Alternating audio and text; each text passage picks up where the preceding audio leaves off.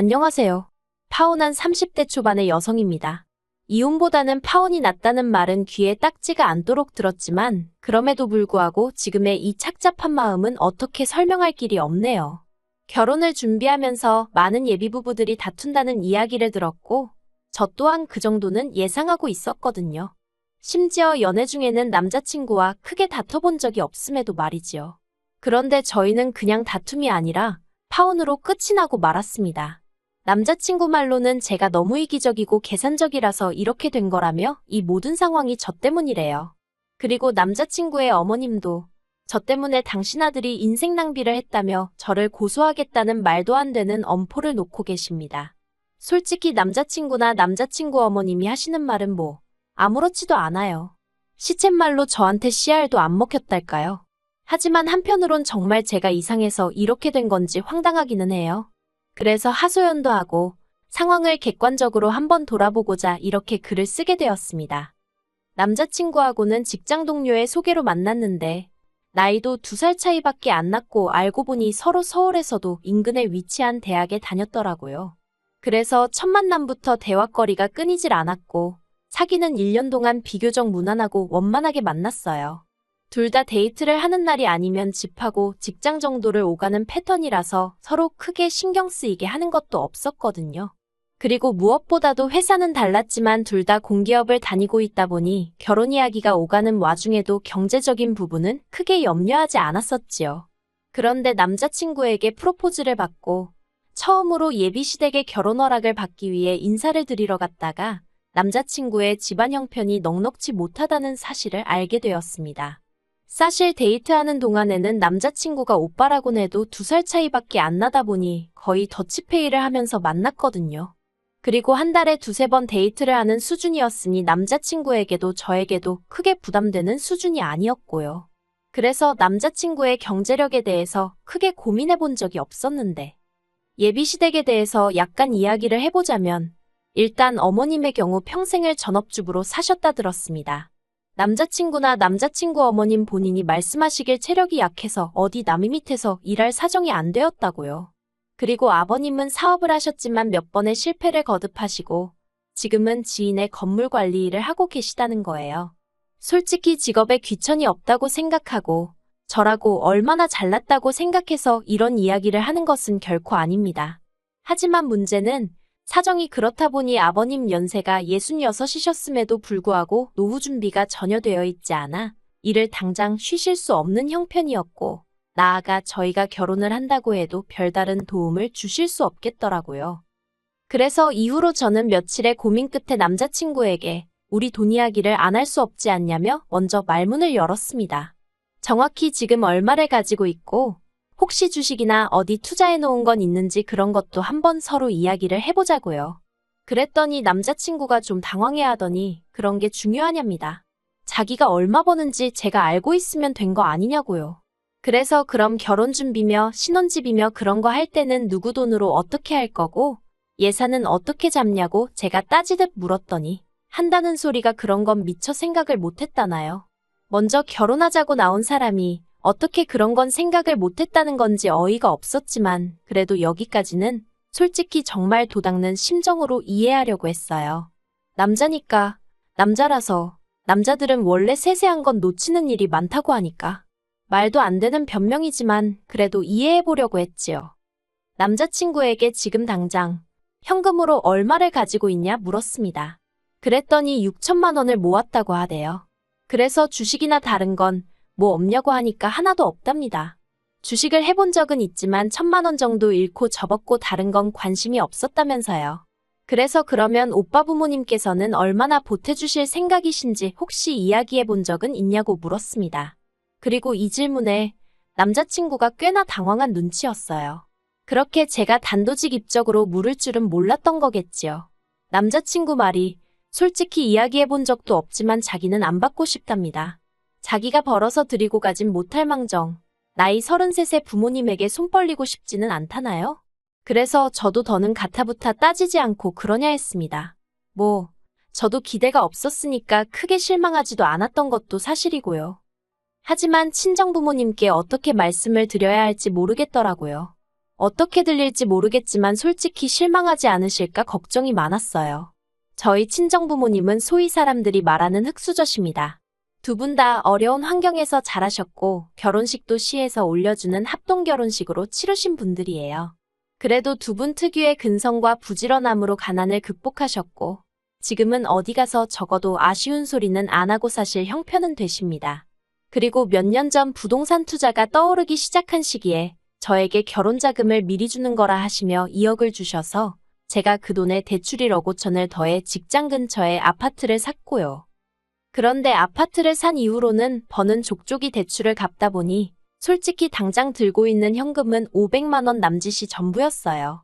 하지만 이게 결혼할 때 문제가 될 거라곤 조금도 생각지 않았던 게 아무리 대출이 끼어 있다고 해도 제가 집을 해가는 거잖아요. 그리고 솔직히 아파트를 팔기만 하면 대출은 한 번에 갚을 수 있을 만큼 아파트 값도 많이 올라있던 상황이었고요. 아무튼 그래서 저희 친정부모님은 그래도 당신들이 저에게 남 부끄럽지 않게 해주셨다 생각하고 계셨고 저도 전적으로 동의하는 바였습니다. 그렇다 보니 남자친구의 상황을 어떻게 설명해야 할지 솔직히 난감하더라고요. 그런데 제 걱정은 기우에 불과했습니다. 저는 저희 부모님께서 경제적인 부분만 놓고 봤을 때 저희랑 비슷하거나 나은 환경을 원하실 거라고 생각했는데 부모님께서 결혼할 땐 돈보다 중요한 게 많은 법이라며 남자친구와 제가 진심으로 사랑한다고 하고 둘 다 앞날 창창한 젊은이들이니 당장 돈이 좀 없는 건 큰 문제가 아니라고 하시는 거예요. 그리고는 결혼을 허락해 주셨지요. 그래서 저는 시쳇말로 까놓고 말해서 남자친구 쪽에서 저나 저희 부모님한테 고마워할 거라고 생각했어요. 생색내자고 유세 부리자고 하는 소리가 아니라 솔직히 아무리 세상이 바뀌었다고 해도 여자 쪽에서 7억이 넘는 아파트를 해가는데 남자 쪽에서 6천만 들고 오는 게 흔한 일은 아니잖아요. 그렇다고 저희 부모님이 남자친구 쪽에다 이거 해와라 저거 해와라 하신 것도 아니고요. 오히려 시계며 정장이며 뭘 해줘야 하냐고 고민을 하시는 분들이셨습니다. 그런데 세상살이가 다 제 마음 같지 않다더니 남자친구 쪽에서 나온 이야기는 정말 예상 밖이었어요. 양가에서 결혼 허락을 받고 조금씩 결혼 준비를 해나가는 중이었는데 하루는 남자친구가 집에 관해서 할 이야기가 있다고 하더라고요. 그리고 저로서는 무슨 이야기를 하려고 그러는 건지 짐작도 되지 않은 상황이었어요. 그런데 남자친구가 자기 6천만 원 이야기를 꺼냈습니다. 아무래도 제 아파트에 대출이 1억 정도 남아있긴 했지만 남자친구가 모았다는 6천만 원으로 대출을 갚아버리면 저희가 결혼식을 비롯해 신혼여행도 그렇고 혼수도 그렇고 그런 걸 지불할 형편이 되질 않았기 때문에 대출은 대출대로 두고 일단 남자친구가 모은 돈으로 결혼식을 비롯한 여러 가지를 치르자고 한 상황이었거든요. 그리고 돈이 남으면 그 돈으로 차를 한 대 살까 그 정도 이야기만 오가는 중이었달까요. 그런데 남자친구 어머님께서 남자친구더러 그렇게 하지 말고 그 6천만 원을 저를 주고 대신 제 아파트 명의를 공동명의로 바꾸라고 하셨답니다. 아직 집에 대출이 1억이나 남아있으니 엄밀히 말하자면 제가 집을 해오는 거라고 볼 수가 없다면서요. 그래서 제가 남자친구더러 어머님 말씀대로 하면 돈이라고는 내가 가진 500만 원이 전부인데 그걸로 결혼식이며 뭐며 다 어떻게 하냐고.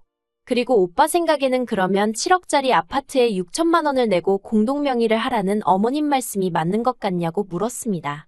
그러자 남자친구가 우물쭈물하더니 6천을 보태고 남은 대출 4천도 같이 갚으면 되지 않냐는 거예요. 제가 어이가 없어서 그래. 오빠 말대로 남은 4천을 같이 갚는다고 쳐도 그래봤자 오빠가 쓰는 돈이 1억이 안 되는 건데. 정말 어머님 말씀이 맞는 것 같냐고 다시 물었습니다. 그러자 남자친구가 저더러 그렇게 따지다 보면 뭐 10원짜리까지 따질 거냐는 말도 안 되는 소리를 하는 거예요. 그리고 이 시점에서 이미 저도 너무 황당해서 처음으로 이 결혼을 하는 게 맞나라는 생각까지 하게 되었지요. 그래도 사실 그 순간 바로 파혼하자 소리는 못했고 혹시 내가 뭘 잘못 생각한 부분이 있나 싶어서 며칠 동안 혼자 소가리를 했어요. 그런데 아무리 곰곰이 생각을 해봐도 7억짜리 집에 대출 1억이 있다고 집을 해온 게 아니라는 소리를 들을 정도인가 싶더라고요. 그리고 공동명의라니 그게 가당키나 한가 싶었고요. 그래서 고민 끝에 남자친구와 만나 공동명의는 못하겠다고 했습니다. 계획대로 오빠 돈으로 결혼식이며 필요한 데 쓰고 남으면 차를 사던지 하자고 그게 아니면 결혼 자체를 다시 생각해보자고요. 그랬더니 남자친구가 제가 이해가 안 된답니다. 자기 돈으로 대출을 갚으면 매달 나가는 원금하고 이자가 아껴지니까 돈도 더 빨리 모을 수 있지 않냐면서 결혼식이랑 다른 돈 들어가는 건 일단 카드로 할 수 있는 건 하고 축의금도 들어오니까 그걸로 대충 해결할 수 있을 거라면서 차도 당장 필요한 게 아니니까 안 사도 되지 않냐고요. 그래서 제가 그렇게 한다고 해도 공동명의는 못 해준다니까. 저더러 야같다는 거예요. 그러면서 한다는 말이 막말로 자기 돈 6천으로 자질구레한 데다 다 쓰고 나서 저랑 이혼이라도 하게 되면 자기한테 남는 게 뭐가 있냐며 저한테 너무 이기적이라나요. 그리고 남자친구가 그런 생각까지 했다는데 저는 정말 크게 충격을 받았습니다. 곰곰이 생각해보면 남자친구가 뭘 걱정하는지 아예 이해 못할 것은 아니었지만 그래도 결혼을 앞두고 이혼을 하게 되면 자기가 손해를 얼마나 볼지 그런 걸 따지고 있었다는 사실 자체가 소름이 끼쳤달까요. 그래서 그전까진 제가 남자친구가 행여 기분이 상하진 않을까 싶어서 돈에 관해서는 할이야기를 돌려서 하기도 하고 한마디로 정말 배려를 했는데 말귀를 못 알아들어 먹는 건지 말이 안 통하는구나 싶어서 대놓고 말하기 시작했어요. 그런 식의 논리면 나야말로 오빠 말대로 공동명의해줬다가 이혼이라도 하게 되면 어떻게 하냐고요. 그러자 남자친구가 그러니까 이혼을 안 하면 되는 거 아니냐며 화를 내는 거예요. 사귀는 동안 의견이 늘 일치하는 것은 아니었지만 그래도 말이 안 통한다 싶은 적은 없었는데 남자친구가 보이는 뻔뻔한 태도에 저는 정말이지 두 손 두 발을 다 들고 싶은 심정이었습니다. 그래서 남자친구더러 아무래도 우리 결혼은 다시 생각해보는 게 좋겠다고 했어요. 그리고는 남자친구에게 오빠 도움이 없어도 빚은 내가 혼자 갚을 수 있고 차도 내가 필요하면 살 능력은 된다고. 나는 오빠가 가진 게 없어도 딱히 바라는 게 없었는데 오빠는 그게 아닌 것 같으니 결혼은 안 하는 게 낫겠다 했습니다. 그런데 정말 가증스럽게도 제가 자기 예상보다 세게 나가서 그런 건지 갑자기 꼬리를 내리는 거예요. 아무래도 자기가 표현을 잘못한 것 같다면서 그런 뜻이 아니었다나요? 하지만 그날 이후로 저는 남자친구의 모든 연락을 거부하기 시작했습니다. 헤어지자고 말은 해놨으니 막말로 남자친구 쪽에서 받아들이든 받아들이지 못하든 그건 제 알바가 아니라고 생각했거든요. 그러자 남자친구는 처음엔 전화를 그렇게 해대더니 1시간에 10몇 개에 달하는 문자를 보내기 시작했고 급기야는 제 회사 이메일 주소로 사적인 이메일까지 보내는 게 아니겠어요. 자기도 사회생활하니까 회사 메일로 사적인 내용을 보낸다는 게 서로에게 얼마나 좋지 못한지 뻔히 알면서 그러더라고요. 그리고 남자친구의 찌질하고 경솔한 행동에 저는 그나마 남아있는 정도 뚝뚝 떨어지는 듯 했습니다. 그리고 급기야 어떻게 된 건지 한 번밖에 뵌 적 없던 남자친구 어머님까지 저희 회사 앞으로 찾아오셨더라고요. 너무 당황스러웠지만 로비에 보는 눈도 많고 아는 얼굴들도 있어서 일단 근처 카페로 모시고 갔어요. 그리고는 어떻게 무슨 일로 오신 거냐 물었습니다. 남자친구에게 저희 헤어진 거 못 들으셨냐고도 했고요. 그러자 그 일 때문에 오셨다면서 저더러 너무 괘씸해서 한마디 하러 오셨다나요. 황당했지만 여전히 회사 근처라서 저도 똑같이 큰 소리를 낼 수도 없었고 그래서 일단은 듣고만 있었어요. 그런데 남자친구 어머님 말씀이 정말 하나하나 가관도 아니더라고요. 당신 아들 나이가 33으로 저만 아니었으면 더 참하고 잘난 여자를 만났을 수도 있다면서 제가 당신 아들의 시간을 낭비하게 만들었답니다. 그리고 당신은 그런 것도 감안해서 아파트 공동명의 이야기를 꺼냈다는 거예요. 솔직히 무슨 소리를 하는 건지 이해가 전혀 되질 않았어요. 저한테 사귀자고 따라다닌 것도 남자친구였고 결혼을 하자고 든 것도 남자친구였는데 뭘 제가 시간 낭비를 하게 했다는 건지 오죽할 말이 없으면 억지도 저런 억지를 쓸까 싶었달까요. 그래서 제가 지금 저더러 어쩌라는 거냐고 물었습니다. 그랬더니 그냥 결혼을 하래요. 공동명의는 안 해도 되니까 대신 대출은 저 혼자 갚고 결혼식에 들어가는 비용이며 기타 비용도 제가 부담하랍니다. 그러면 당신도 더는 말 안 하겠다나요? 어이가 없어서 제가 뭐하러 그렇게까지 해서 제가 어머님 아들이랑 결혼을 하느냐고 받아쳤어요. 뭐 얼마나 별 볼 일 있는 남자라고 제가 그렇게까지 하느냐고요. 그러자 어머님이 저더러 막말을 하네. 어쩌네 그러더니 피해 보상받을 거라고 고소한답니다. 정말 오렌지 주스 한 모금 마셨다가 그대로 뿜을 뻔했다니까요. 그래서 고소 많이 하시라고 했네요. 그리고 그게 엊그제 있던 일로 이제 남자친구는 저더러 독한 액쓰니 뭐니? 난리도 아닙니다. 정말 적을수록 제 머릿속이 깨끗이 정리가 되는 기분이네요. 남자친구도 남자친구 어머님도 제정신 아닌 거 맞는 것 같아요. 저한테 검은 속내를 다 들키고 나니까 민망해서 저러는 건지 아무튼 이번 일로 결혼에 대한 환상은 완전히 깨졌고요. 막말로 제가 능력이 안 되는 것도 아니고 혼자 살던지 아니면 다른 사람들처럼 수준에 맞는 남자 만나야겠어요. 마음이 정말 헛헛합니다.